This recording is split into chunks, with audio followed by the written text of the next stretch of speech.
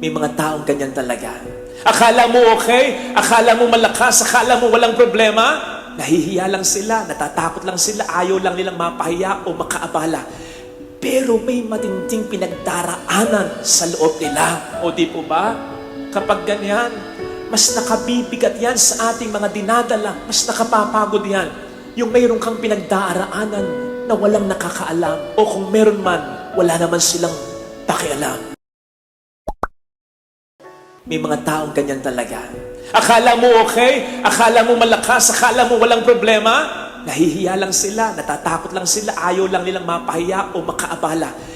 Pero may matinding pinagdaraanan sa loob nila. O di po ba?